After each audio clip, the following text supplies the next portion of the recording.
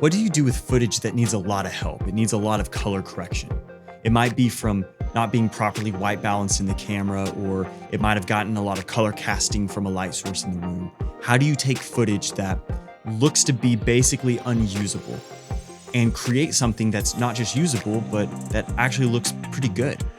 Well, today I'm going to show you how to do exactly that inside of DaVinci Resolve, and I'm going to be giving you a free download for a LUT from one of my brand new LUT packs.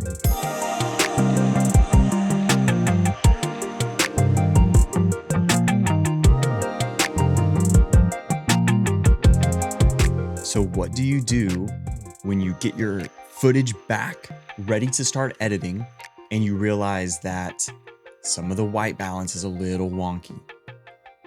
Well, for most shoots that you'll do, I think the first bit of advice is try to get it as close as possible in the shot. I hate the phrase, "we'll fix that in post." I think that's a lazy attitude. And I don't think that it ever gives you as big of an advantage as starting with proper white balance, proper lighting, whatever it takes to get the shot looking as best that you can in camera.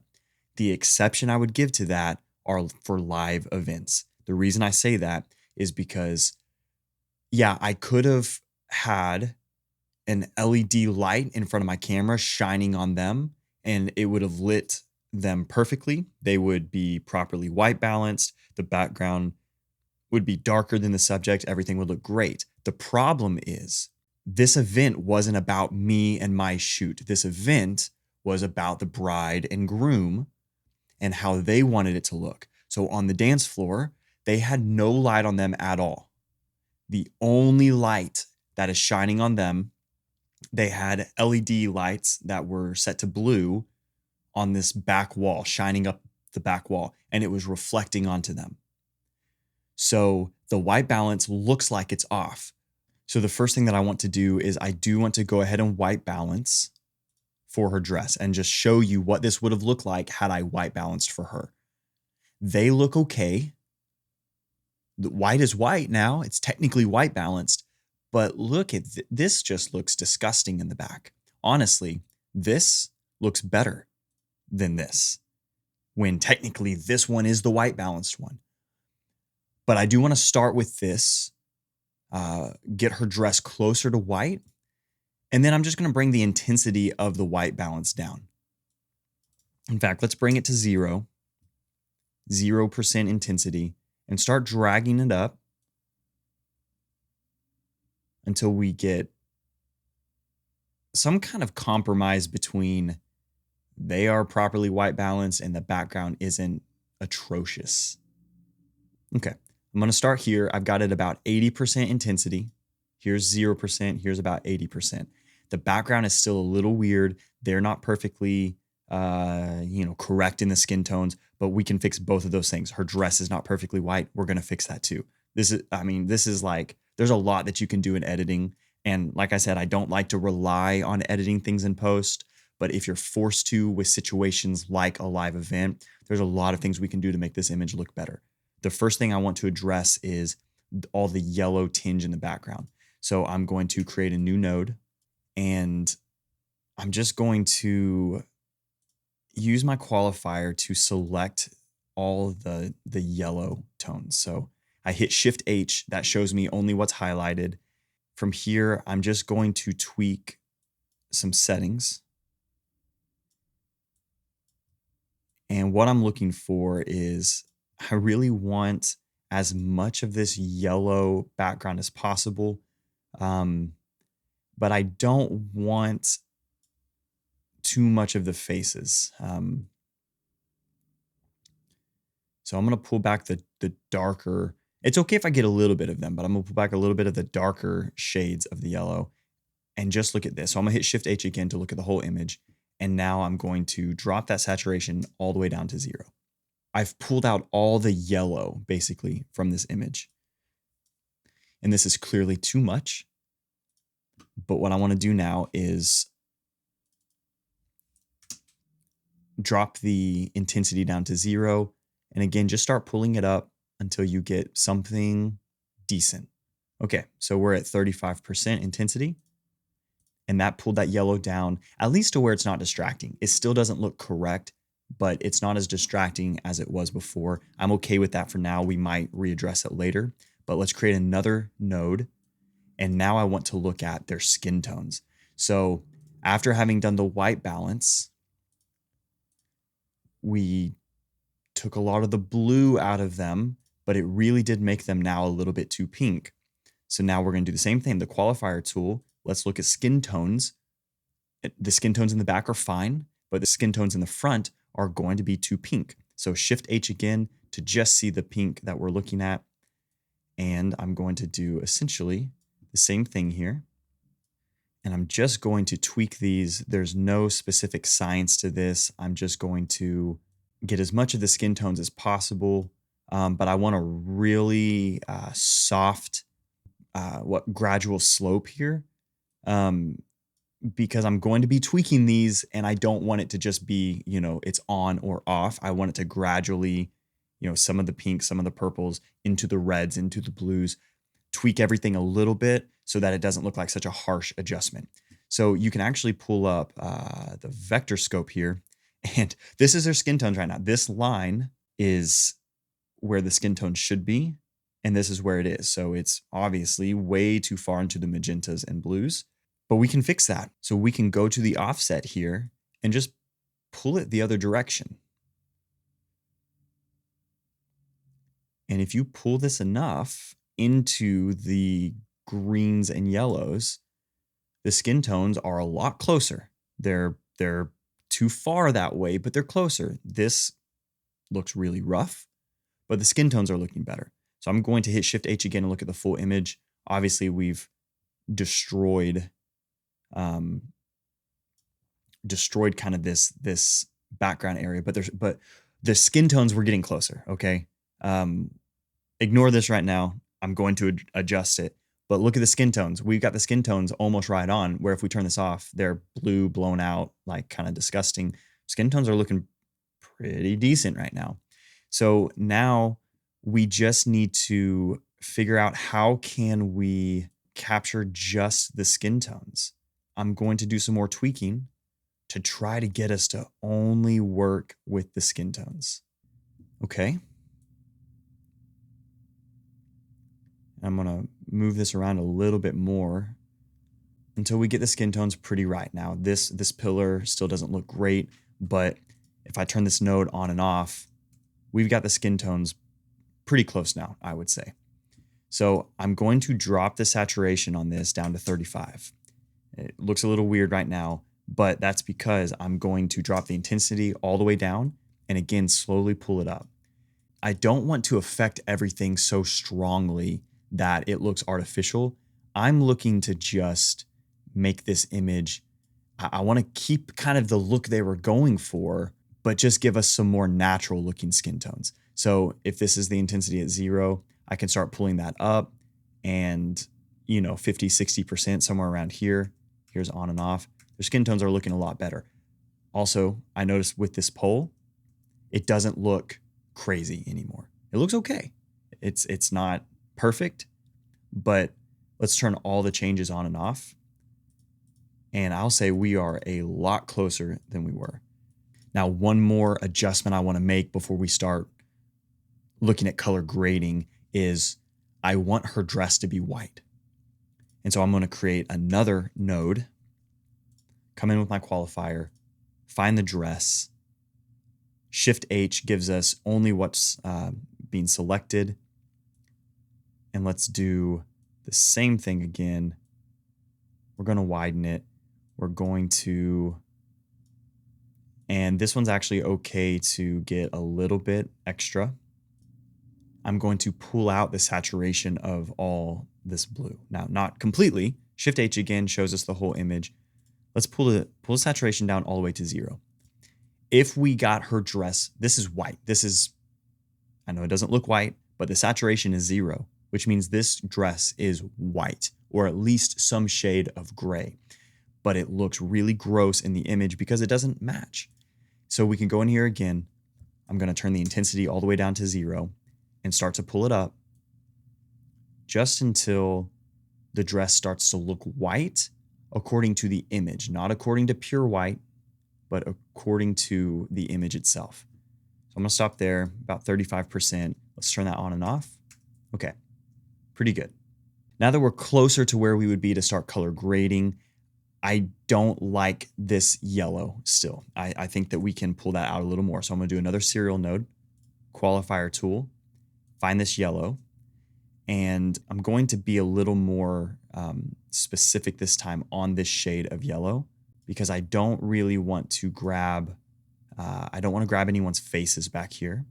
I'm gonna start moving this around, and if we start to capture some people's faces, I'm just gonna pull that back. And we'll soften it to where it's a gradual change. Shift H again is going to show us the full image, and I'm going to drop the saturation to 0 again. Again, I'm going to pull the intensity down to 0 and start slowly sliding it up until the yellow is desaturated enough. So now we're ready to start the actual color correcting part of this. I know this has all been color correcting, but this has really just been getting us prepared to start where I typically start with color correcting before moving on to the color grading process. So this is where I drop the saturation down to 0%. I look at my waveform. I'm going to pull my blacks down just a little bit. I know this is already a dark image, but because I was shooting in kind of a log, close to log format, my grays are a little high. So I'm going to pull the blacks down a little bit.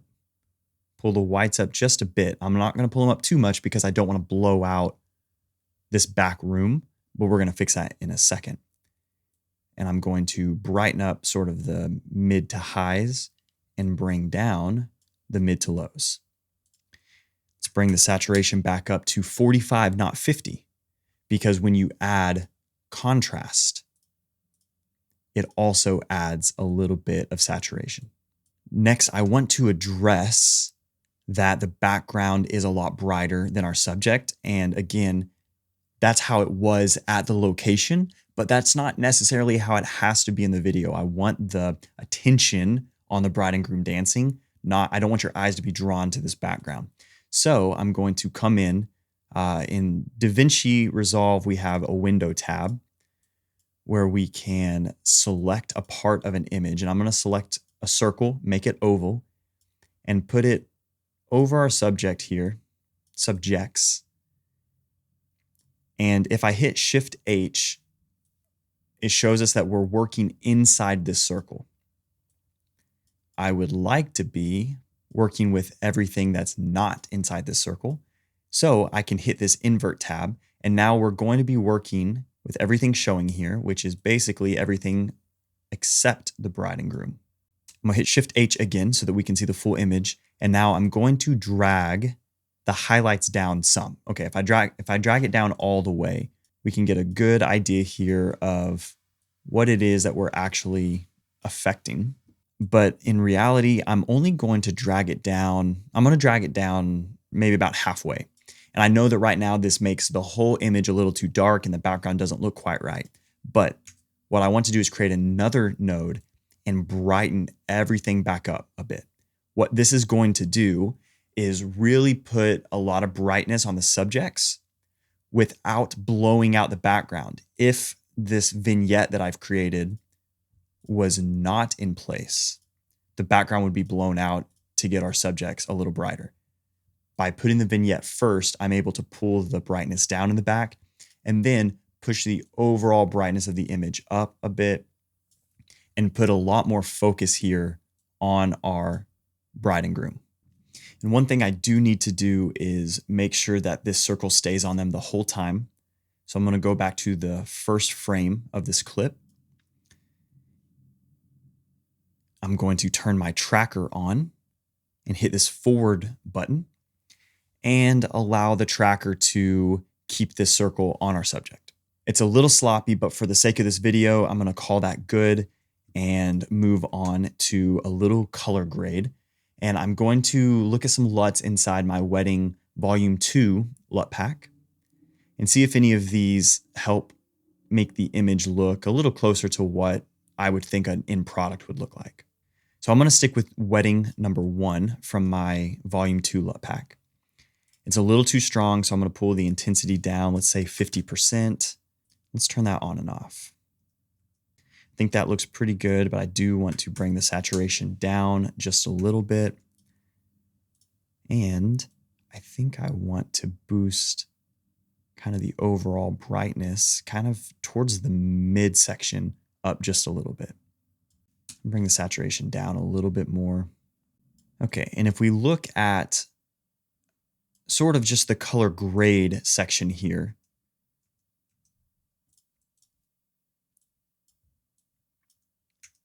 on and off, you know, it really separates our subject from the background. When I turn the color grade off, including this vignette, we really lose all focus on the subjects entirely. This puts a lot more focus on them. If we look at the color grade and color correction on and off, it's looking pretty good. And then let's turn everything on and off and see how we're doing from the in-camera shot to where we are now.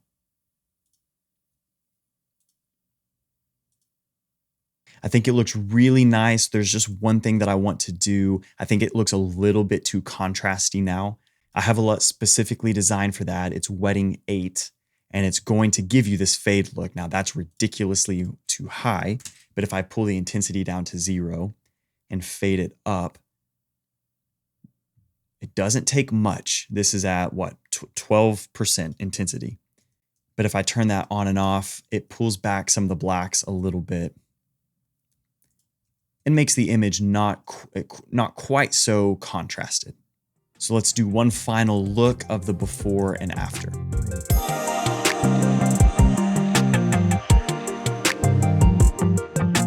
So I'm going to show you one more color correction that I did at this wedding. I'll try to move through this one a bit faster since we really went into depth in the last one, and a lot of the techniques are going to be the same between the two. Now, we went straight from inside to outside. It's very dark. The only light is coming from the sparklers. I could have done a better job of white balancing this shot, but to be honest, things move so fast in weddings. I was really focused on getting the right angle and getting them in focus.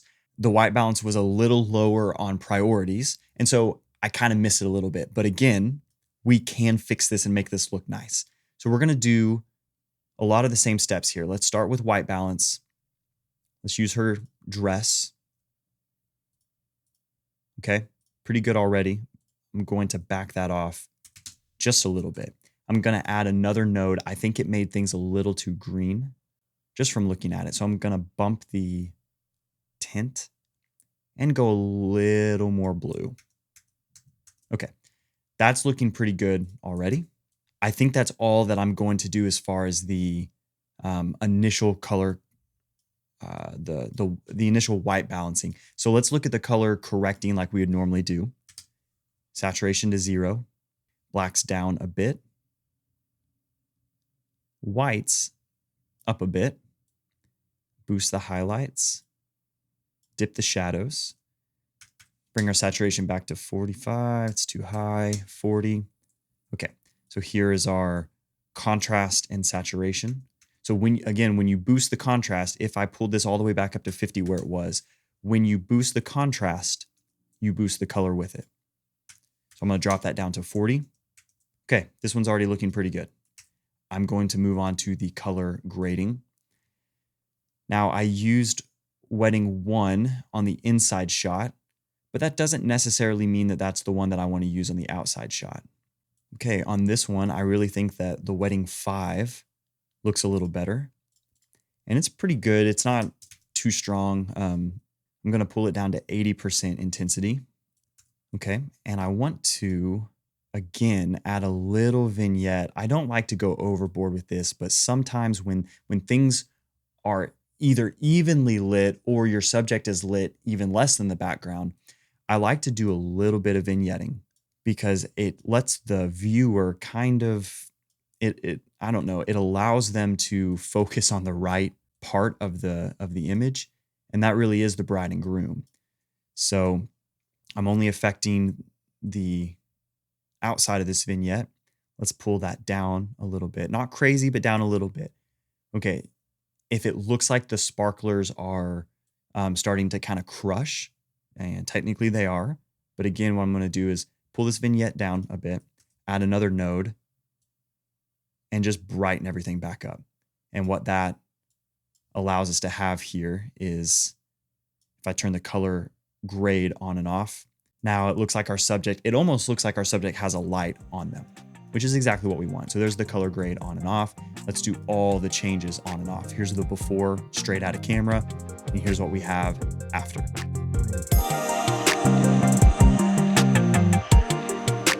Thanks for sticking around to the end of this video. I hope it helped you out. If it did, like the video, subscribe to the channel. Thank you guys for watching, and I will see you next time.